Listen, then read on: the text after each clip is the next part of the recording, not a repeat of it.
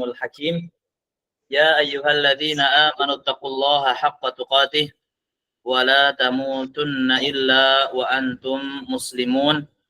Ya ayyuhalladzina amanu taqullaha wa qulu qawlan sadida yuslih lakum a'malakum wa yaghfir lakum dhunubakum wa may yuti'illaha wa rasulahu faqad faza fawzan 'azima. Amma ba'd, fa inna asdaqal hadithi kitabullah wa khairal hadyi hadyu Muhammadin sallallahu alaihi wasallam wa syarrul umuri muhdatsatuha fa inna kulla muhdatsatin bid'ah wa kulla bid'atin dhalalah. Kaum muslimin, ikhwah semuanya, rahimani wa rahimakumullah. Alhamdulillah, kita bersyukur kepada Allah Azza wa Jal atas segala nikmat yang Allah berikan kepada kita sehingga kita bisa melaksanakan sholat isya berjamaah masing-masing ya. Kemudian kita juga bisa melanjutkan pembelajaran kita insyaallah pada malam hari ini biidznillah ta'ala dengan pembahasan kitab Tauhid. Baik ya ikhwah, sebelumnya mumpung anak ingat, takutnya nanti di akhir lupa, tidak terasa kurang lebih sudah 2 bulan ya kita belajar bersama, lebih kurang lebihnya lah. Maka insyaallah ta'ala di bulan Oktober, masih sebulan lagi, anak kabarkan dari sekarang biar persiapan. Di bulan Oktober nanti insyaallah kita akan mengadakan ujian apa hasil belajar selama ini,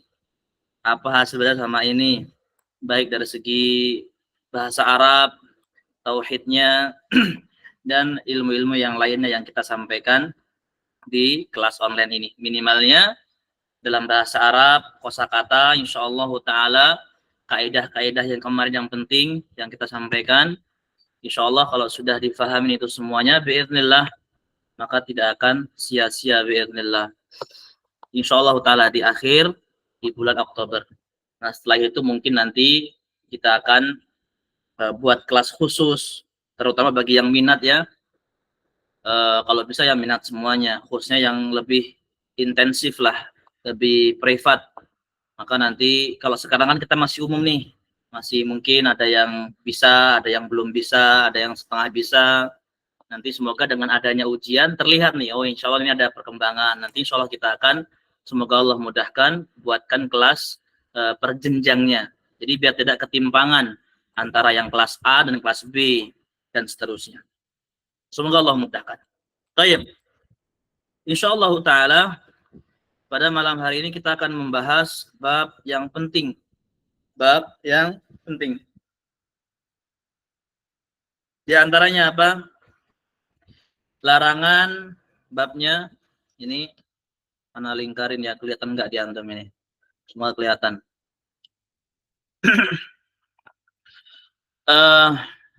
Larangan membunuh orang muslim. Baik, ini tulisan dokter ini ya. Baik. Apa di antaranya? Ini adalah ayatnya.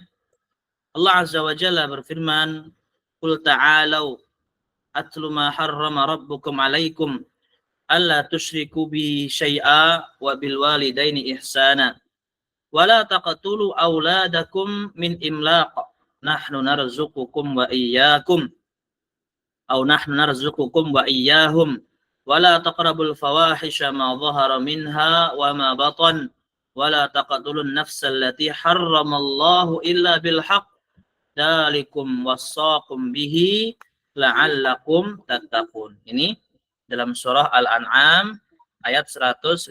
Duduk sini. Dalam surah Al-An'am ayat 151. Duduk. Ya enggak apa-apa, duduk lagi. Al-An'am 151. Bisa dilihat di HP ataupun di terjemahannya, bisa untuk disalin dan dibaca. Jadi seringnya ya ikhwah, saking mudahnya alat teknologi sekarang, banyak Al-Quran yang ada artinya, banyak Al-Quran ataupun mushaf yang dalam bentuk elektronik di HP, di tablet. Tapi apa? Terkadang satu arti pun kita nggak pernah memperhatikan. Itulah sebuah kelalaian sebetulnya. Padahal adanya nikmat tersebut untuk memudahkan kita belajar Al-Quran, untuk memudahkan kita belajar ilmu. Sekarang anak rasa hadis Al-Quran hampir semua orang tuh mendengarkan, bahkan tahu sebetulnya. Akan tetapi mungkin dari kita saja yang tidak begitu ingin tahu atau kurang ingin tahu, sehingga apa? Lewat begitu saja tanpa kita catat, tanpa kita ingat, tanpa kita baca bahkan waliyadzubillah. Dan kita bacakan artinya insyaallah. Katakanlah Muhammad, marilah aku bacakan apa yang diharamkan Tuhan kepadamu. Qul ta'alau. Katakan wahai Muhammad, ta'alau sini akan aku bacakan apa yang Allah haramkan kepadamu. Apa di antaranya? Jangan mempersekutukan Allah. Tetap di antara poin yang paling inti, jangan melakukan syirik, menyekutukan Allah. Dan ingat, syirik itu nanti semoga ada bab khusus. Babus syirik itu ada bab khusus sebetulnya dalam kitab tauhid, akan tapi dari sekarang sudah dibahas sebagai muqaddimah sebetulnya. Apa maksudnya? Syirik itu kalau orang menyembah berhala jelas. Orang awam pun, orang ibaratnya Islam KTP pun tahu itu loh syirik ibarat menyembah berhala. Tapi ternyata setelah kita pelajari bersama para ulama dan Nabi Shallallahu Alaihi Wasallam, bahkan Allah menegaskan dalam Al-Quran, syirik itu nggak hanya itu, banyak. Di antaranya apa? Bersumpah kepada selain nama Allah juga syirik. Dia nggak menyembah berhala padahal. Bersumpah kepada selain nama Allah. Walaupun nama Rasul Shallallahu Alaihi Wasallam, termasuk kesyirikan. Kemudian di antaranya apa? Dia membuat syariat baru dengan mengatakan ini dari Allah, termasuk juga syirik. Membuat syariat baru. Terlebih dia ngaku-ngaku ini dari Allah Azza wa Jalla, termasuk kesyirikan. Atau di antara membuat hukum baru. Apa di antaranya? Dalam agama Islam, hukum itu murni dari Allah. Rasulullah yang menyampaikan. Rasulullah yang menyampaikan kepada kita semuanya. Tapi hukum aslinya murni dari Allah Azza wa Jalla melalui malaikat Jibril yang menyampaikan ke Nabi Muhammad SAW. Kemudian misalnya ada orang, contohnya apa? Orang yang mencuri sampai nisab, dipotong tangannya. Afwan ya ikhwah ya, kalau terjadi terputus suara ana atau ini, minta tolong, khususnya mungkin Mas Budi bisa dijabri ke ana ya. Takutnya ana asik jelasin aja tiba-tiba nggak ada suaranya, ngomong sendiri saya nanti ini. Baik ya ikhwah. Tadi apa? Di antaranya apa? Hukum memotong tangan bagi yang mencuri lebih dari nisab. Berapa satu nisab? Kurang lebihnya ya antara ada para ulama yang mengatakan sampai kurang lebihnya 8 juta itu sudah masuk nisab. Nisab potong tangan maksudnya ya, bukan nisab zakatnya, bukan. Nisab potong tangan. Kurang lebihnya antara 8 sampai 10 juta lah. Itu kebanyakan para ulama sudah menyampaikan apa itu sudah masuk ke nisab. Bagaimana dengan ratusan juta, triliunan bahkan misalkan. Maka diganti dengan hukum penjara misalkan. Dia mengatakan ini hukum yang lebih baik dari hukum Allah. Maksud syirik ya ikhwan. Termasuk syirik. Ketika kapan? Ketika dia mengatakan ini hukum yang lebih baik, ini hukum bla bla dan seterusnya. Itu letak kesyirikan di situ. Kenapa? Karena Allah menurunkan wasariqu wasariqatu faqta'u aydiyahuma. Allah berfirman, pencuri laki atau pencuri perempuan faqta'u aydiyahuma, potonglah tangannya. Itu di antara ayat yang jelas, sharih. Maka itu di antara apa? Kesyirikan. Setelah itu apa ya ikhwah tadi? Wabil walidaini ihsana.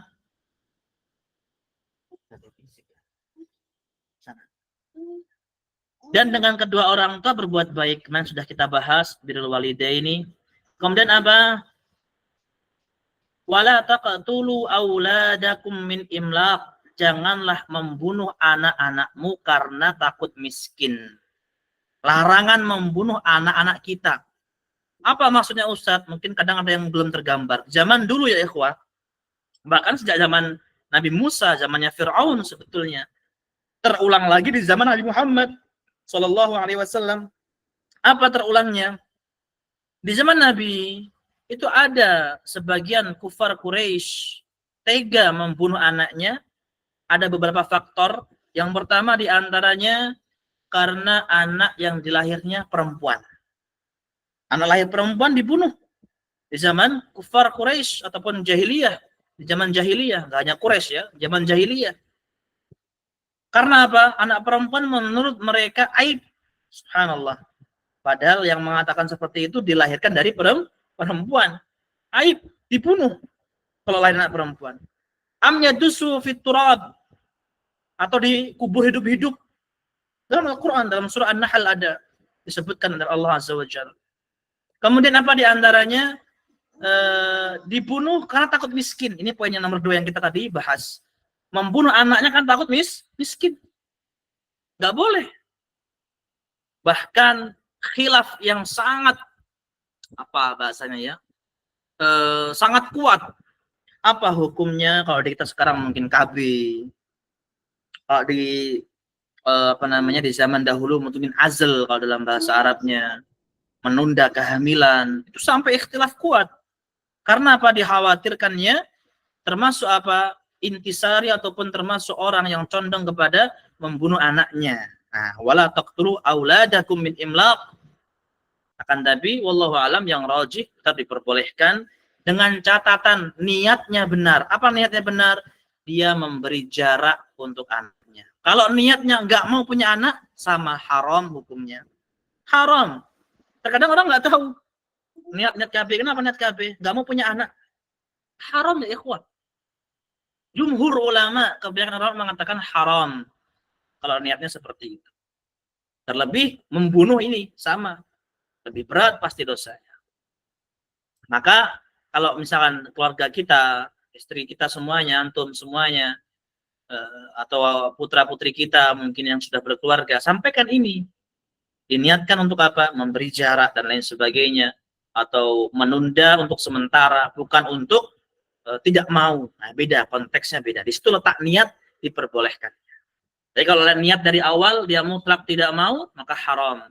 Masuk kategori larangan di sini. Wala taqtulu auladakum min imlaq. Jangan kalian bunuh anak kalian min imlaq karena takut miskin. Apa kata Allah? Nahnu narzuqukum. Kami yang ngasih rezeki kalian. Nah, Allah yang ngasih rezeki kepada kita. Bukan kita, bukan orang tuanya. Wa iyyahum, dan mereka, yaitu anak-anak kita. Itu diantaranya. Wala taqrabul fawahish. Larangan berikutnya setelah larangan membunuh orang tadi ya, terutama anak kita. Apa diantaranya? Janganlah kamu mendekati perbuatan keji. Wala taqrabul fawahish. Ini. Jangan kalian mendekati perbuatan keji. Mendekati saja tidak boleh, apalagi mengamalkan atau melakukan. Maka di antara kata Imam Ibnu Qayyim, sebab di antara rusaknya seorang hamba itu adalah perbanyakan atau kebanyakan campur muamalah sosialisasi dengan orang-orang yang melakukan kemungkaran. Kita nggak melakukan Ustadz, iya. Kita nggak mengerjakan, iya betul. Tapi kalau kita terlalu sering, apalagi setiap jam, setiap hari, setiap detiknya, bareng dengan orang-orang yang melakukan kemungkaran, itu diantara perusak seorang hamba. Maka pentingnya seorang teman, pentingnya sebuah lingkungan yang baik, pentingnya sebuah tetangga yang baik, pentingnya sebuah pergaulan yang baik, anak-anak kita, diri kita pun sama. Maka perhatikan itu, terlebih perempuan, masya Allah, wa'iyatubillah. Jangan sampai mendapatkan hal-hal yang tidak Allah inginkan.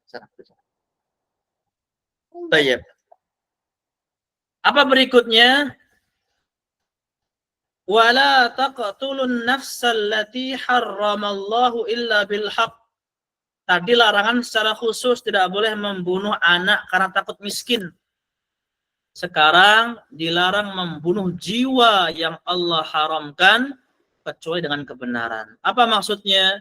Kaum muslimin seluruhnya adalah haram darahnya, haram hartanya, haram kehormatannya. Tiga ini minimal ya ikhwah, kita ingat. Muslim sama muslim, kita nggak boleh merendahkan kehormatannya. Kita nggak boleh mengambil hartanya. Kita nggak boleh mengambil darahnya. Termasuk darah ini melukai ataupun memukul, maka hati-hati. Kalau kita pernah dulu masih mudanya atau bagaimana masih kecilnya atau sudah balik lah intinya, pernah mukul orang, pernah ini orang, segeralah minta kehalalannya sebelum tidak diterima suatu kehalalan di akhirat nanti. Kezaliman ya ikhwah, kata para ulama, tidak Allah biarkan ketika kezaliman antara sesama orang. Jadi zalim itu ada dengan orang lain, ada dengan dirinya sendiri. Ya, zalim itu ada dengan dirinya sendiri, ada dengan orang lain. Saya ulangi lagi. Dan juga ada zalim dengan Allah. Zalim dengan Allah termasuk syirik tadi. Zalim dengan dirinya sendiri, tidak menempatkan pada posisinya juga sama zalim. Apa? Dia tidak melakukan ibadah, itu sama juga zalim. Tapi dua tadi itu Allah yang menghendaki. Akan tetapi giliran zalim kepada orang lain, la yatrukuhullahu syai'a an ghairihi. Allah enggak tinggal diam, dibiarkan enggak. Allah harus menerima taubat seorang hamba ketika hamba tersebut minta kehalalan kepada yang dizolimi. Nah, apalagi membunuh ya ikhwah. Sekedar membuat luka saja termasuk kezaliman. Bagaimana dengan membunuh? Maka dengan ini yang sering saya sampaikan, Syekh Abdul Razak dahulu pernah mungkin beliau mengalami langsung. Syekh Abdul Razak ya, ulama di Masjid Nabawi. Apa yang beliau alami? Beliau itu pernah menjumpai suatu zaman di Masjid Nabawi, orang lagi puasa, orang lagi sholat, banyak yang dibunuh di zaman dulu. Siapa mereka? Khawarij. Bahkan di antaranya juga ada yang menisbatkan dengan kaum muslimin. Dibunuh. Ada yang menisbatkan dengan jihad. Subhanallah. Bayangkan ya ikhwah. Orang dengan lagi sholat di Masjid Nabawi, tempat yang haram, tempat yang mulia, tanah suci, mereka melakukan itu. Bagaimana dosanya? Baik. Bahkan Nabi itu pernah mengulang-ulang, "Fakaifa tasna' bila ilaha illallah fil akhirah?" Bagaimana pertanggungjawabanmu bagi orang yang mengucapkan la ilaha illallah sedangkan kamu lukai, kamu sakiti. Subhanallah. Kehormatan seorang muslim, darah seorang muslim, berat tanggungan dia. Maka ini kedzaliman, kata para ulama, banyak yang diremehkan, padahal termasuk dosa yang paling berat. Susah taubatnya. Kita mungkin melakukan kemaksiatan, kita minta terus kepada Allah Azza wa Jalla dan berusaha tidak mengulangi dan sebagainya. Harapan kita Allah mengampuni itu. Tapi kalau kezaliman ya ikhwah, sampai kita mendatangi kepada orang yang kita zalimi untuk minta kehalalannya. Bayangkan, berat. Baik berupa uang, baik berupa kehormatan, baik berupa darah. Itu ya ikhwah. Maka berhati-hati. Jangan sampai bermudah-mudahan masalah hal ini. Baik, apa berikutnya? Di antara penjelasannya adalah wala taqtulu anfusakum afan al-fawahish ini. Wala taqtulu auladakum min imlaq wala taqtulu bunyakum wa banatakum min ajril faqr. Al-fawahish hiyal ma'asi. Hal-hal keji tadi apa maksudnya? Adalah kemaksiatan. Hal keji adalah kemaksiatan. Ma dhahara minha wa ma batan. Ini. Ada penjelasan lagi. Apa maksudnya? Baik kemaksiatan itu yang terlihat manusia ataupun yang tidak terlihat manusia. Ya ikhwah, tidak ada pengkultusan, pensucian di hadapan Allah Azza wa Jal kecuali dengan ketakwaan. Enggak ada pengkultusan di atas Allah Azza wa Jal kecuali dengan ketakwaan. Dan sangat mungkin di antara antum banyak yang lebih mulia di sisi Allah. Banyak yang lebih bertakwa di sisi Allah dan itu lebih hormat, mulia di hadapan Allah Azza wa Jalla dibanding anak pribadi. Maka kita berlomba-lomba.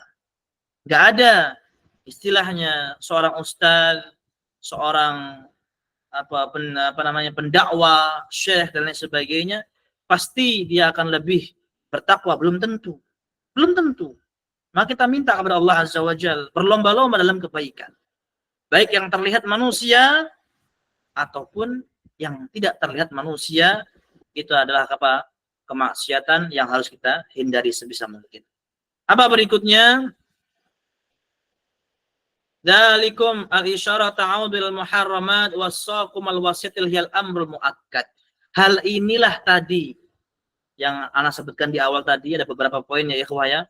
Wasiat Allah Azza wa Jal atau pesan Allah Azza wa Jal, larangan dan perintah Allah Azza wa Jal dalam Al-Quran untuk kita semuanya. Wal wasiyah nih, hiyal amrul muakkad, perkara yang ditekankan.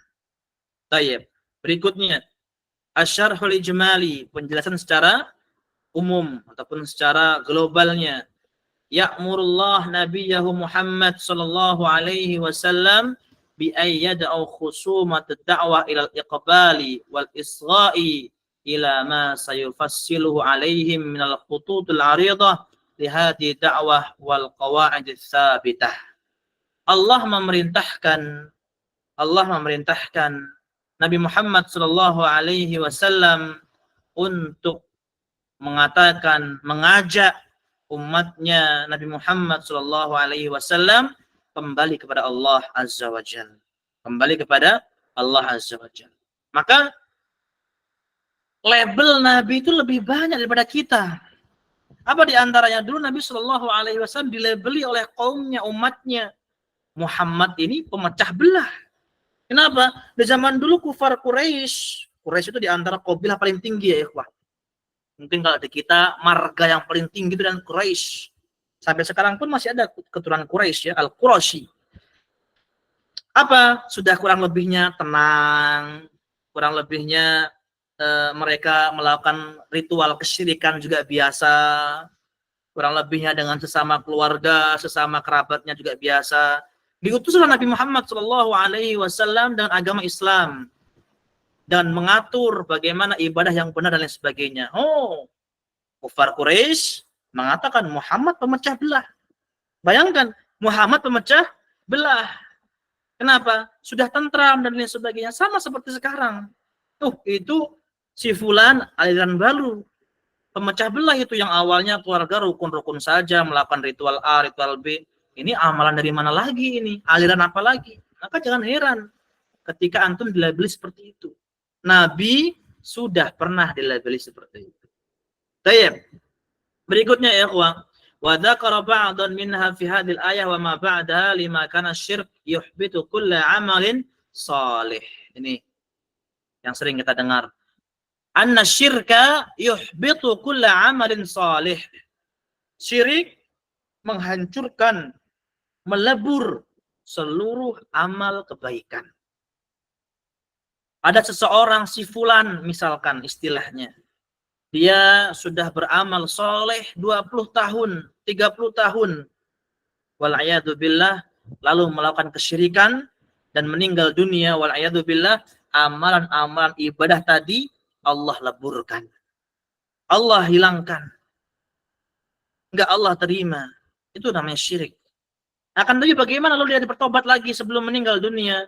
Maka taubatnya, ketika taubat itu nasuha, Allah terima taubat tersebut, maka insyaallah ta'ala di bawah naungan, di bawah kehendak Allah subhanahu wa ta'ala. Maka hati-hati, jangan sampai detik ini kita antum masih mempunyai kesyirikan, wal'iyadzubillah, masih memiliki jimat-jimat, masih memiliki pegangan-pegangan. Khawatirkan ya ikhwah dalam hati kita, meninggal dalam keadaan syirik, Allah leburkan seluruh ibadah kita. Seluruh ibadah kita, bayangkan. Sholatnya, puasanya, zakatnya, sodakohnya, lebur. Kapan? Ketika melakukan kesyirikan. Tayyib. Berikutnya, walamma kana qutilat dzurriyyatus sufaha fi syakhs wa qatl syajaratihi wa rafatihi nahallahu an qatl auladi wa dzikr faqr li'annahu aghlabul asbab lil qatl fil jahiliyah al-faqru. Tuh. Seringnya sebab di jahiliyah dipotong ataupun dibunuh anaknya karena khawatir miskin atau khawatir fakir. Makanya kita pun juga harus mikir. Terkadang ada sebagian orang sudah kemampuan untuk mempunyai anak, misalkan hanya 4, hanya 5, tapi apa? Dia terus anaknya sampai banyak misalkan. Itu juga harus dipikirkan. Karena apa? Nanti di akhirat akan diminta pertanggungjawaban oleh Allah Azza wa Jal hal itu. Bukan berarti 2 anak cukup, bukan. Itu juga nggak boleh juga, itu di antara programnya orang-orang Yahudi seringnya. 2 anak cukup, 2 anak cukup program orang Yahudi. Nggak boleh kita mengikuti hal tersebut. Akan tetapi kalau kita mungkin mampunya itu, bisanya itu, nggak apa-apa. Akan tapi jangan sampai mengikuti program-program seperti itu. Program-program seperti itu. Karena itu adalah misi dari orang-orang Yahudi laknatullah. Wa illa fal qatlu bi ghairi haqqin muharram bi ayyi sabab minal asbab. Baik, ini di antara penjelasan secara umum. Sekarang masuk ke fawaid. Fawaidnya adalah faedah-faedah. Baik. Apa di antara faedah yang pertama?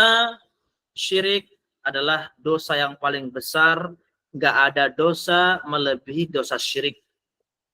Syirik adalah dosa paling besar. Yang kedua, wajibnya birrul walidain. Kita sudah kemarin membahas. Yang ketiga, haram membunuh seorang anak. Ya, haram membunuh seorang anak, terlebih karena takut miskin. Di antaranya apa yang disebutkan oleh para ulama? Al-ijhal ba'da arba'ina yauman min ibtida'il haml. Apa kalau bahasanya itu? Apa namanya? Menggugurkan kandungan itu apa bahasanya? Ikhwah, ada yang tahu? Aborsi, Ustaz. Aborsi, Ustaz. Aborsi, Ustaz. Aborsi. Nah, Aborsi. sama. Nah, aborsi sama. Lalu bagaimana wal'iyadu billah anak zina? Wal'iyadu billah. Maka jangan mendekati zina. Jangan mendekati zina dan lain sebagainya.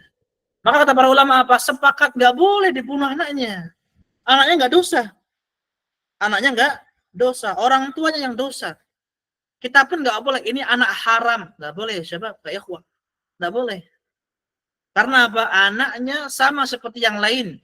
Memiliki hak kalau dia muslim. Memiliki kehormatan. Memiliki haram darahnya untuk diganggu. Memiliki kehormatan hartanya untuk dijaga. Sama. Nggak boleh kita merendahkan. Dan sering kalau mungkin di desa jarang lah ya. Kalau di kota mungkin waliyadzubillah, karena di kota subhanallah perzinahan seperti hal yang lumrah. Waliyadzubillah. Maka harus berhati-hati. Nggak boleh aborsi tadi, menggugurkan kandungannya. Nggak boleh. Haram termasuk membunuh. Apa berikutnya di antara faedah nomor 4 ini? Nomor 1 kesyirikan, 2 birrul walidain, nomor 3 haramnya membunuh anak, termasuk aborsi dan lain sebagainya. Terkadang juga perempuan ya udah capek gitu dah. Ini biarin mati aja, misalkan dipukul-pukulin perutnya. La qadarullah, keguguran. Sengaja. Dosa besar. Termasuk dosa besar. Nomor 4, takaffallahu birizqi li jami'in nas. Allah yang jamin rizkinya manusia. Allah yang jamin. Terkadang anak pun mikir ya ikhwah. Terkadang antum juga seharusnya juga mikir mungkin ketika bujang, ketika sudah mempunyai anak, mempunyai keluarga, ada suatu hal yang terkadang di luar pikiran kita. Ada saja bagian rezeki anak-anak kita pasti ada. Ada saja bagian rezeki istri kita pasti ada. Allah yang memberikan, hanya saja sesuai dengan takdir yang Allah berikan. Itu saja. Bahkan kata Ibnu Abbas radhiyallahu anhu, sahabat Nabi sallallahu alaihi wasallam, dalam tafsirnya beliau dalam surah An-Nur, Allah menyampaikan dan Allah berfirman dalam surah tersebut, dan Ibnu Abbas mentafsirkan ayat. Apa kata Ibnu Abbas? Kalau orang ingin dimudahkan rezekinya, nikahlah. Kata Ibnu Abbas. Kalau orang yang ingin mencari rezekinya mudah, nikahlah. Kurang lebihnya apa? Memudahkan rezeki di antara jalannya apa? Untuk menikah. Maka Allah yang menjamin. Pasti ada usaha dari manusia. Kalau hanya leha-leha, santai duduk ngopi di rumah, ya mustahil. Seorang muslim nggak boleh bergantung kepada manusia ya ikhwah. Nggak boleh merendahkan diri kepada manusia, nggak boleh, haram hukumnya. Manusia mempunyai kehormatan, rendah diri kepada Allah Azza wa Jal. Seorang muslim harus berusaha, tidak boleh apa? Merendahkan diri kepada makhluk, mengharap tangan-tangan makhluk, nggak boleh. Akan tapi apa? Harus diketahui rezeki dari Allah Azza wa Jalla. Kita hanya mencari sebab, melaksanakan sebab. Itu diantaranya ya kawan. Apa poin yang nomor 5 berikutnya? Mukafahatul hamli khawfal faqr min a'malil jahiliyah. Nah ini, tanamkan dalam istri kita atau anak-anak kita. Di antara pemikiran jahiliyah, kata para ulama ini, mukafahatul hamli khawfal faqr. Ketika ngandung, wah, punya anak lagi. Gimana nanti Pak uangnya? Gimana nanti Pak pampasnya, biaya ini dan itunya? Itu adalah di antara apa? Pemikiran jahiliyah. Saya ulangi lagi, seperti itu pemikiran jahiliyah. Kita sebagai suami atau sebagai kepala keluarga sampaikan insya Allah ada rezeki. Seperti itu dan lain sebagainya. Tapi juga harus sambil tadi apa? Sambil memikirkan. Jangan kemampuan kita hanya berapa anak, tapi apa? Melampaui batas. Itu juga termasuk bukan pada tempatnya. Kita juga harus tahu. Kita juga harus tahu kemampuan kita. Berikutnya, faedah nomor 6. Tahrimul fawahish wa ma yuaddi ilaiha. Mengharamkan hal-hal yang keji dan segala sesuatu yang mendatangkan sebab kemaksiatan. Saya ulangi lagi. Mengharamkan hal yang keji kemaksiatan ya ikhwah. Atau mendatangkan perkara kemaksiatan. Apa di antaranya? Misal, suatu pertemuan, nah, kalau di zaman sekarang reuni, ini lagi marak-marak, kalau di zaman dulu nggak tahu, sekarang sudah, semoga di antara kita nggak ada. Apa di antaranya? Secara hukum asal, halal, mubah. Tapi apa di situ ketika reuni ada perempuan, campur terlebih istrinya orang, wal'iyadzubillah. Apa? Mendatangkan kemaksiatan. Di situ letak keharamannya. Jadi kalau misalkan reuninya laki-laki sendiri, laki-laki misalkan dioki, perempuan dioku misalkan. Terpisah berarti nggak ada masalah. Atau misalkan terpisah dengan jauh dan lain sebagainya, nggak ada bisa kontak dan sebagainya.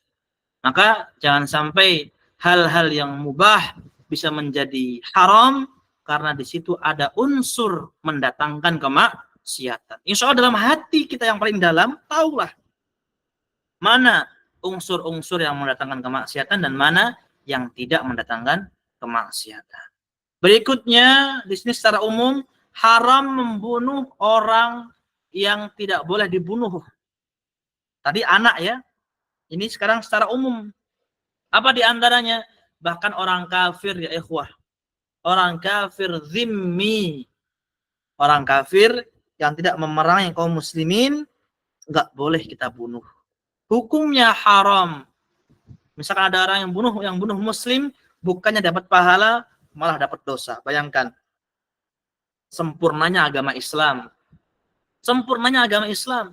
Diatur semuanya seperti itu. Bahkan kata Nabi SAW, man qatala mu'ahadan lam yarih raihatal jannah. Barang siapa yang membunuh kafir mu'ahad, kafir dhimmi, ada tanggungan kafir tersebut, dia tidak bakal mencium aroma surga.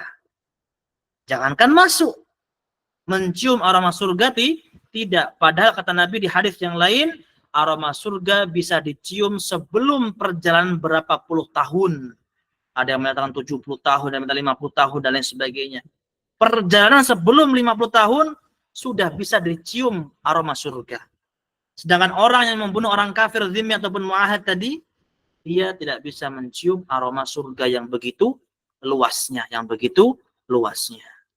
Itu diantaranya ikhwah. Maka orang-orang liberal atau orang-orang terorisme, kita sebutkan saja seperti misalkan ISIS, dulu yang masyhur di Indonesia, masyhur juga di luar, apalagi dia membunuh orang-orang yang sekiranya ini, maka sudah jelas kita terlepas dari itu, agar kita jangan sampai oh itu kan orang cingkrang sama. Jangan sama, beda pemahamannya beda.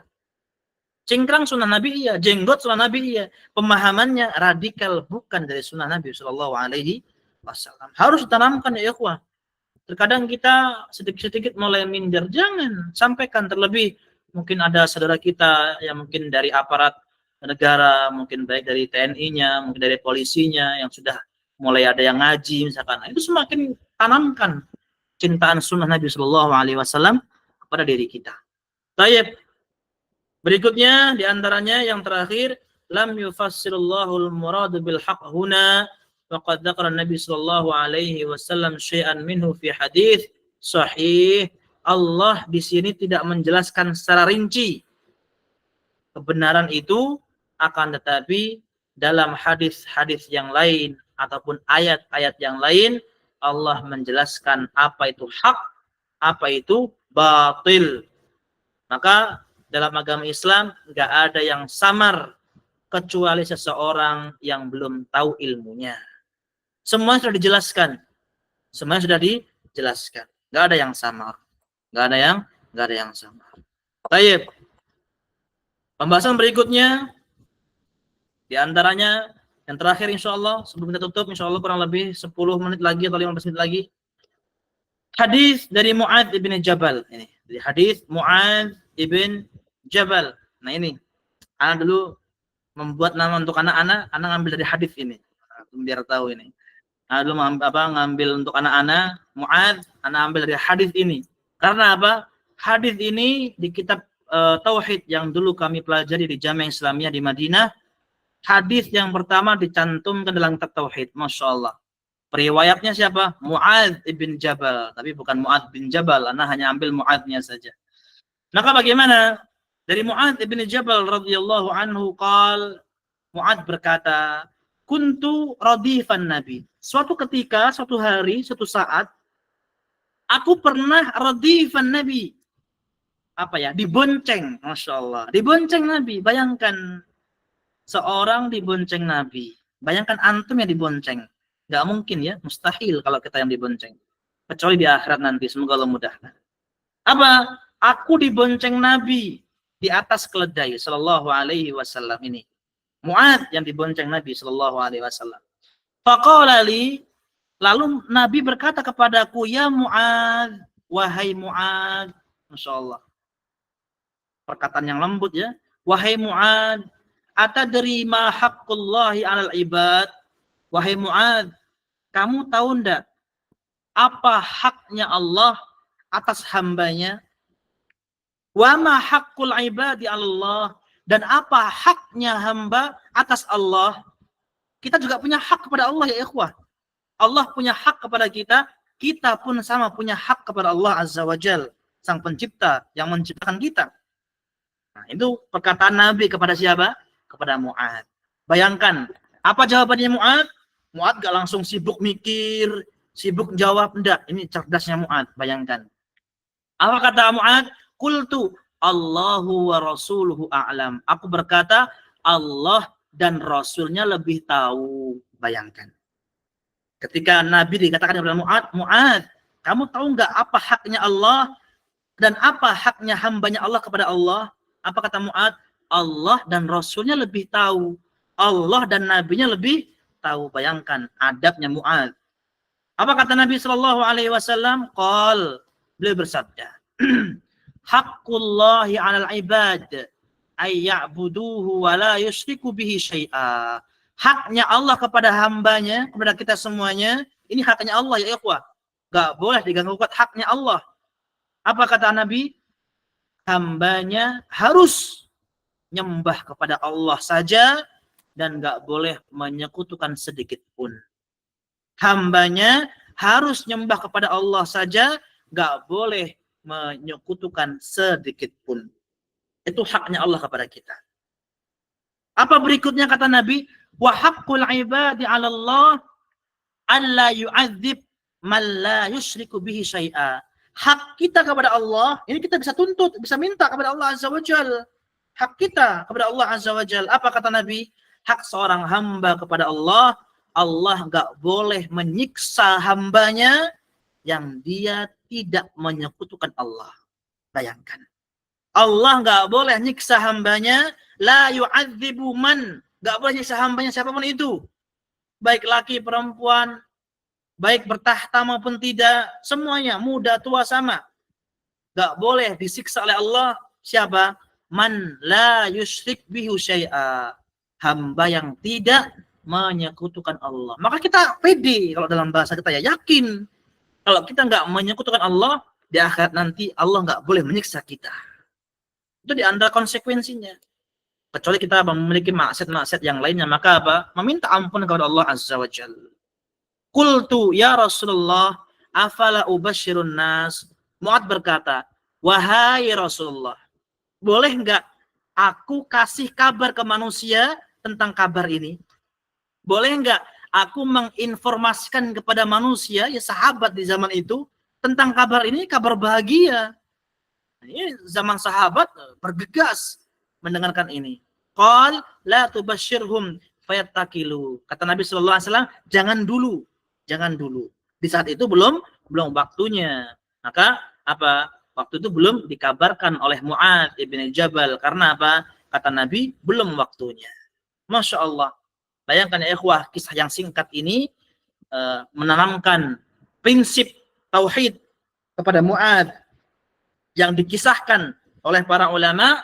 Mu'ad waktu itu masih kecil, yang dimana dibonceng Nabi Shallallahu Alaihi Wasallam. Kenapa?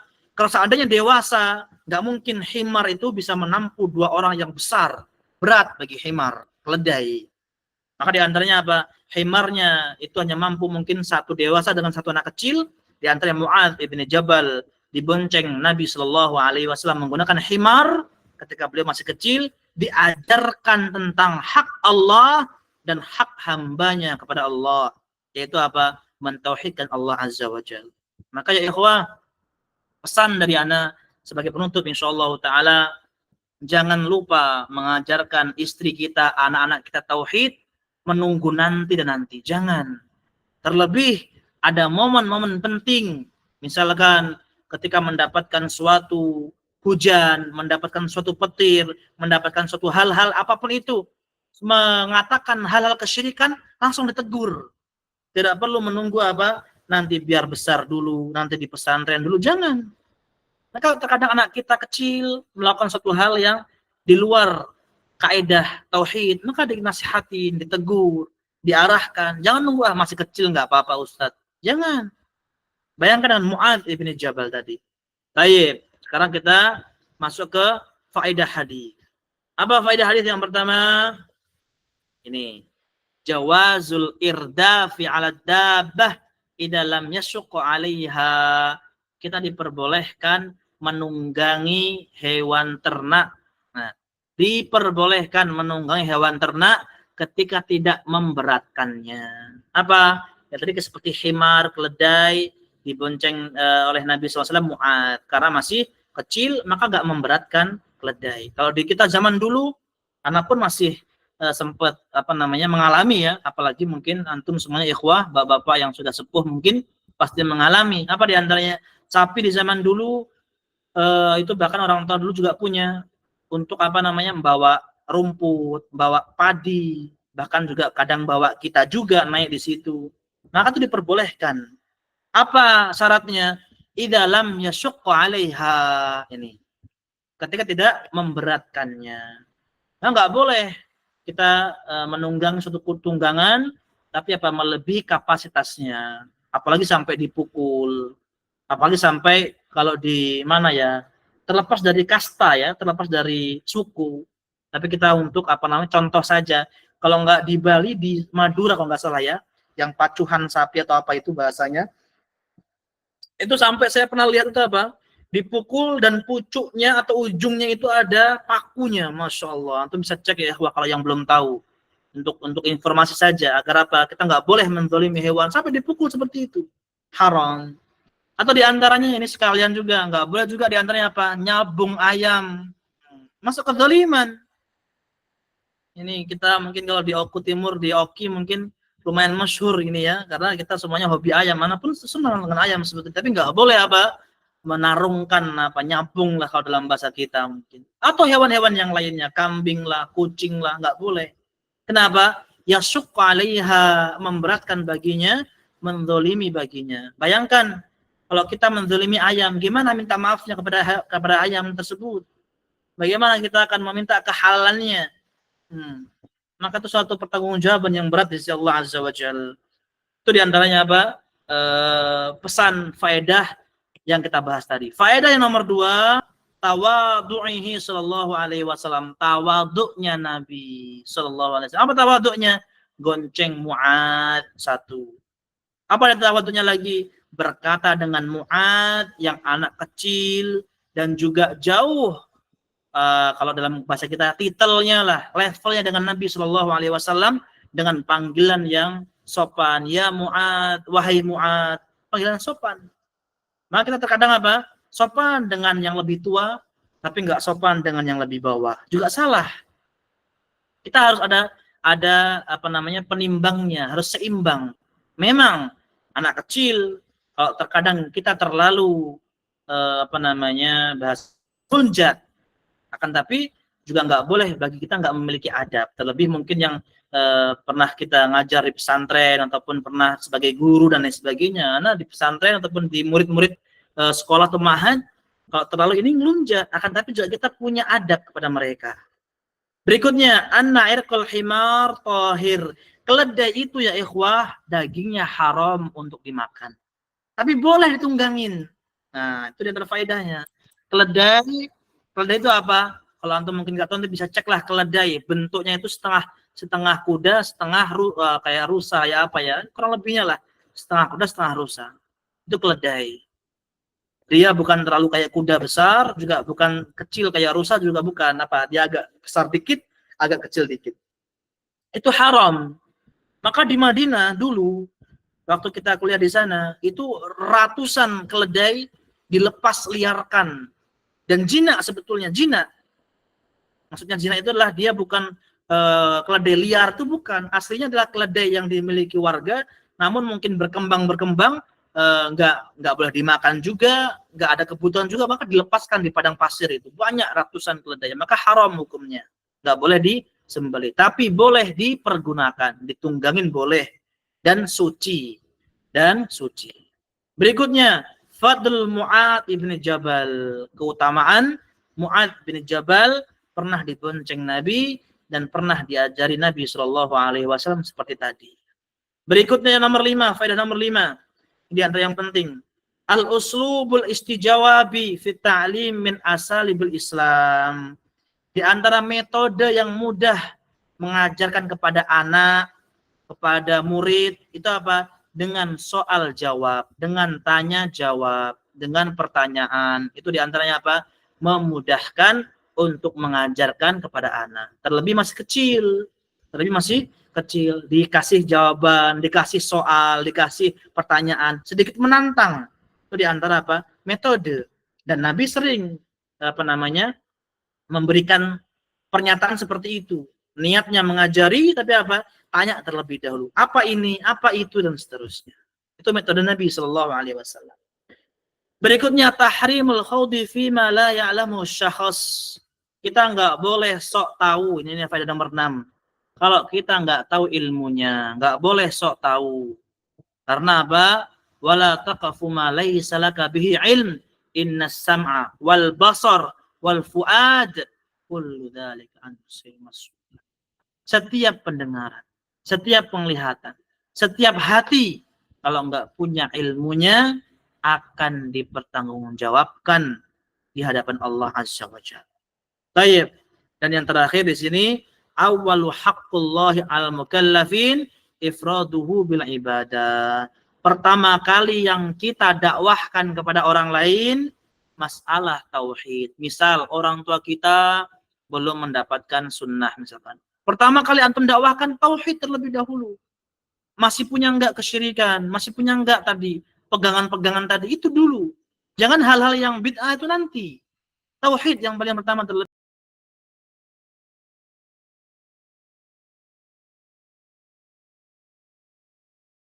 Tapi kalau antum yang pertama langsung ritualnya, yang malam Jumatnya, ritualnya, yang misalkan hari apanya dan lain sebagainya, ya itu susah. Tapi apa? Ketika tauhid sudah dipegang, insya Allah mudahkan. Ya ikhwah, kita cukupkan insyaallah taala. Mungkin kalau ada yang mau ditanyakan, apa ada ya ikhwah? Kalau tidak ada juga tidak masalah. Kalau ada tafadhol, ana kasih kesempatan bagi yang ingin bertanya. Apa ada ya ikhwah? Tafadhol. Mas Musa Biludin. Nah.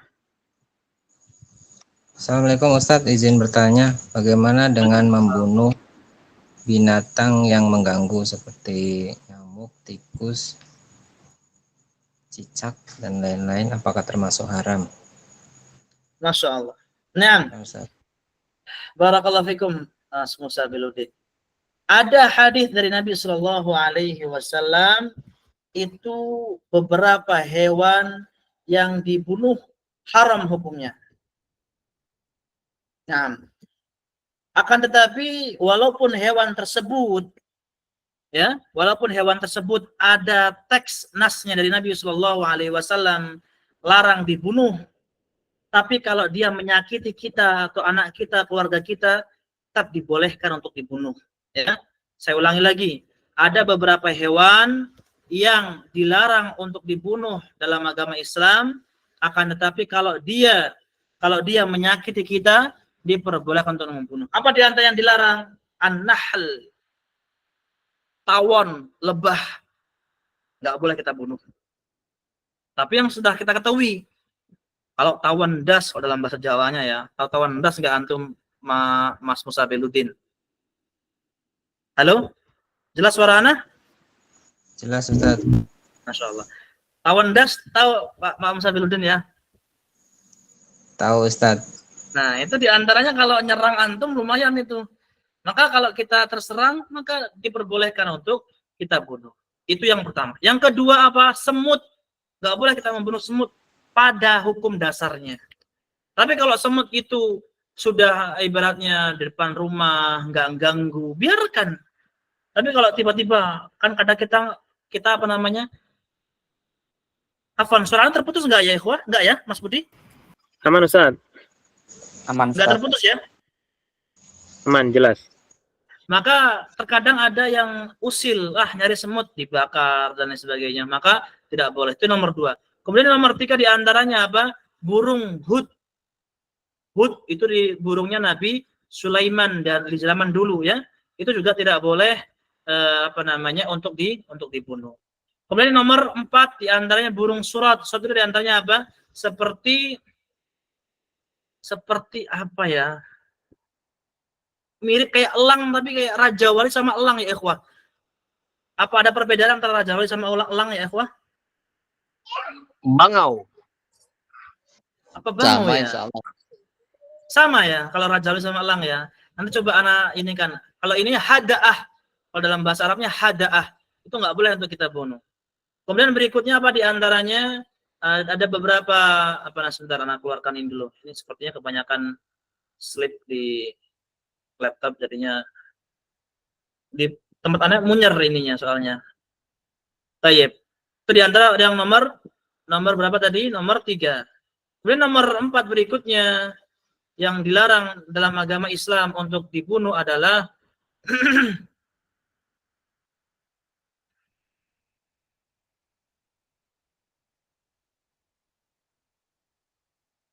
halo ya ikhwah? Terdengar? Terdengar Ustaz. Aman, suaranya aman, gambarnya aman. Oh, Masya Allah. Pak Diana kayak agak muter gitu ya. Bentar. Jadi kayak kurang nyaman di tampilan di laptopnya, dari kayak terputus sebentar. Baik, afwan. Sebentar coba anak keluarkan dulu slide-nya.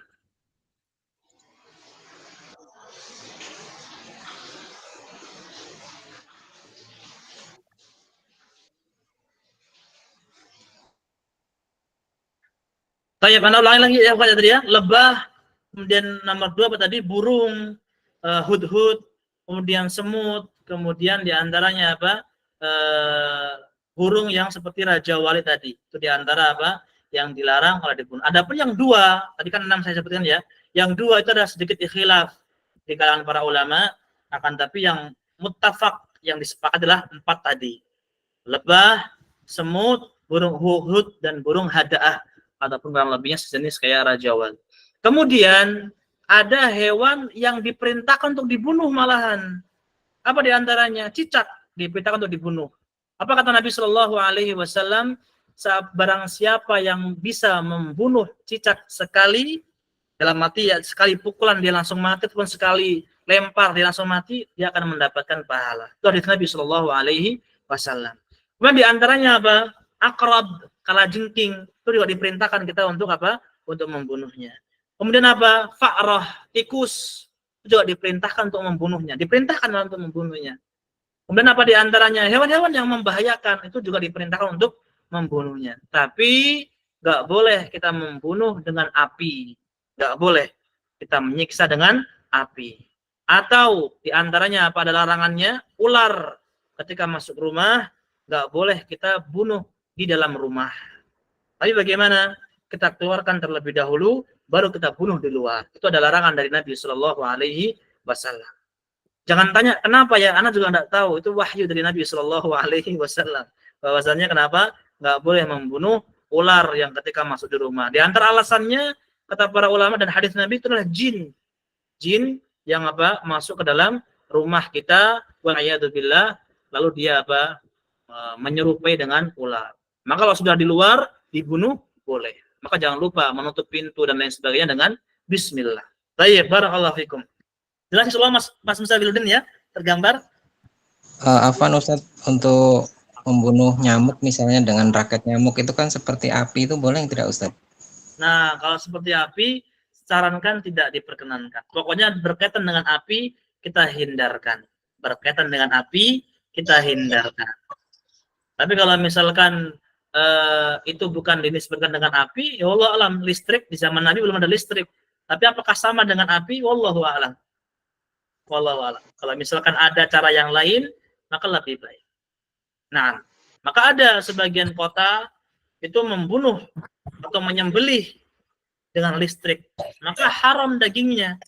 Haram dagingnya. Itu ada, antum bisa cek di YouTube atau di apa, kayak sapi digencet kepalanya di sini pakai listrik, nggak nyampe 2 detik mati dia. Langsung apa namanya? Dagingnya jadi sosis yang antum makan itu. Ayo, fadal, yang berikutnya, fadal. Mas Rizal, fadal. Nanti bahas nih insyaallah. Nah, fadal Mas Rizal. Tadi yang untuk ular tadi Ustadz, itu salahnya pernah tahu aku, pertama kita disunahkan atau suruh usir dulu. Kalau dia usir tidak, Cakman adonian itu Ustadz. Nah, jadi betul, kita diperintahkan untuk mengusir sebanyak 3 kali. Malam datang, diusir, kita keluarkan. Ya, kita keluarkan. Kita keluarkan. Sudah, besok datang lagi, kita usir lagi, kita keluarkan. Kata para ulama, kata Syekh Shalih Fauzan, sampai 3 kali, itu bukan jin. Bunuh gak apa-apa. Tapi kalau dia jin, dia hanya cukup 2 kali. 3 kali maksimal, dia nggak datang lagi. Dia nggak datang lagi. Bahkan kisah sahih dari Syekh Shalih Fauzan, kisah nyata dari beliau sampaikan, ini bukan untuk menakut-nakuti ya, tapi kisah dari beliau ini menguatkan iman kita kepada agama Islam yang benar. Ada kisah beliau sampaikan, ada seseorang yang mendapati ular masuk, kemudian apa? Dia langsung bunuh. Wa'iyadzubillah, sebelum berapa hari ular itu terbunuh, dia juga terbunuh. Dia juga terbunuh dan meninggal dunia. Wa'iyadzubillah. Itu di antara ada sunnah yang seperti itu. Nah, betul. Akhir Rizal. Tergambar insyaallah ya. Nah, fadal Pak Husni. Ini izin bertanya, ada teman anak ini ada punya program, punya anak 28 itu apa enggak termasuk berlebihan itu Pak Ustadz? Masya Allah. Kemudian yang kedua ini, apa ada keutamaan mempunyai anak perempuan itu Pak Ustadz? Masya Allah. Jazakallahu khairan. Masya Allah. Yang pertama adalah berkaitan dengan anak sampai 28. Ya kalau 28 dari 4 istri mending berarti ya. 28 bagi 4 berarti. 28 bagi 4 berarti berapa? Kurang lebih 5 lah ya, 5 lebih ya. Ya 7 lah mungkin ya. 7 anak dari 1 istri. Tapi kalau dari 1 istri, wallahu a'lam, kalau anak lebih condong mungkin bisa menzalimi istrinya. Bisa menzalimi istrinya. Sisi lain, Kalau mungkin istrinya ridho Ustaz, nah maka nggak apa-apa. Bismillah, nggak apa-apa. Akan tapi tadi harus kita tahu kemampuan kita. Harus kita tahu kemampuan kita. Jangan sampai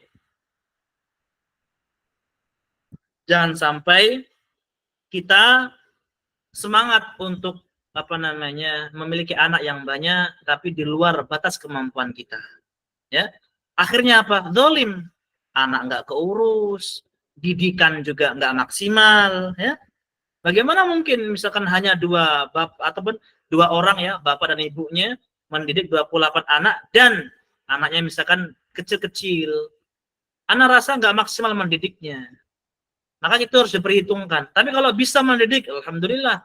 Mungkin jaraknya 5 tahun sekali, 5 tahun sekali dan lain sebagainya. Akan tapi dia memiliki kemampuan untuk mendidik anaknya. Maka nggak ada masalah. Nggak ada masalah. Baik, pertanyaan yang kedua, apakah ada hubungan ataupun faedah memiliki anak perempuan? Ada. Di antara dari hadis Nabi Shallallahu Alaihi Wasallam, "Man yubtuliya min hadhil banat bi syai' kunna lahu sitron minan nar." Ini kita juga harus semangat ketika memiliki anak perempuan. Bahkan dulu qadarullah ada beberapa teman ya, anaknya perempuan semua. Sampai mengeluh dan lain sebagainya. Maka nggak boleh kita mengeluh dari takdir Allah Azza wa Jalla, tapi minta takdir yang terbaik. Minta takdir yang terbaik. Apa diantaranya? Siapa yang diuji dengan kehadiran anak perempuan? Siapa yang diuji dengan kehadiran anak perempuan?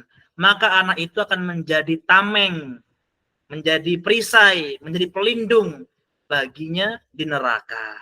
Hadis riwayat Imam Ahmad dan hadisnya hadis sahih. Itu di antara keutamaan anak perempuan. Antara anak keutamaan yang lainnya, siapa yang menanggung nafkah dua anak perempuan sampai baligh. Nah, dua anak perempuan sampai baligh, dia jaga, dia rawat, kemudian bahkan sampai menikah, maka pada hari kiamat antara saya dan dia seperti ini. Kata beliau apa? Seperti ini, dua jari yang bergandengan. Itu di antara keutamaan anak perempuan. Maka ini juga dengan tadi membunuh anak perempuan karena apa? Nabi Shallallahu Alaihi Wasallam akhirnya memberikan motivasi keutamaan anak perempuan. Sisi lainnya ikhwah, mungkin antum yang sudah pengalaman atau insya Allah antum lebih pengalaman lah ya daripada anak yang mungkin sudah punya anak berapa tahun lebih besar, anak laki dan perempuan itu beda. Anak laki perempuan itu beda. Perempuan itu didikannya sangat beda dengan anak laki-laki. Kalau antum ngeh sama anak antum ya, kalau antum nggak ngeh sama anak, nah ini yang repot ini. Maka harus diperhatikan betul. Itu beda. Dan diantaranya apa? Lebih sulit mendidik anak perempuan. Karena apa? Menjaga lebih berat di sisi Allah Azza wa Jalla. Baik dari kehormatannya, baik dari didikannya, itu lebih berat. Maka apa? Allah berikan pahala juga yang lebih setimpal, lebih besar. Tergambar ya Pak Husni insya Allah? Atau ada lagi Pak Husni? Cukup Pak Husni ya? Tayyib, Fadl. Ada yang tanya lagi? Satu lagi kalau ada. Kalau nggak ada kita cukupkan insya Allah ya. Tayyib. Kita cukupkan saja insya Allah ta'ala. Karena ingat kembali insya Allah di bulan depan, di bulan September, Oktober, nanti diumumkan minimal 2 pekan sekali atau 2 pekan sebelumnya. Diharapkan antum minimal sekarang ada 30 orang lah tadi, 30 orang, ada 5 mungkin yang keluar yang istiqomah untuk bisa belajar secara online langsung. Ana harapkan untuk bisa nanti mengikuti ujiannya. Untuk apa? Apa yang telah kita pelajari sekarang itu nempel nggak di pikiran kita gitu. Bukan ujian seperti anak SMP, SMA, bukan. Tapi apa ujian ini lebih ke nempel nggak? Ada masuk nggak ke dalam pikiran kita, ke dalam hati kita? Jangan-jangan sudah 2 bulan ini nggak ada yang masuk sama sekali, nah itu yang repot. Walaupun tetap dapat pahala, insyaallah taala. Baik ya ikhwah, barakallahu fikum. Kita tutupkan insyaallah taala pada kesempatan malam hari ini. Ana ucapkan jazakumullah khairan telah menyempatkan waktu untuk belajar bersama di kesempatan malam hari ini, dan jangan lupa terus belajar dan dipastikan kita belajar sesuai dengan sunnah. Kita belajar kepada orang yang benar-benar kita melakukan sunnah Nabi Shallallahu Alaihi Wasallam. Jangan hanya terkecoh dengan bagusnya suatu lisan, bagusnya suatu ucapan, suatu retorika. Jangan. Tapi apa? Pastikan yang paling pertama sesuai dengan sunnah. Walaupun mungkin cara ngomongnya, cara berbicaranya biasa, tapi kalau sesuai dengan sunnah, itulah ilmu. Barakallahu fikum, jazakumullah khairan, subhanakallahumma bihamdik, asyhadu an la ilaha illa anta astaghfiruka wa atubu ilaik. Assalamualaikum warahmatullahi wabarakatuh. Waalaikumsalam. Waalaikumsalam warahmatullahi wabarakatuh. Waalaikumsalam warahmatullahi wabarakatuh.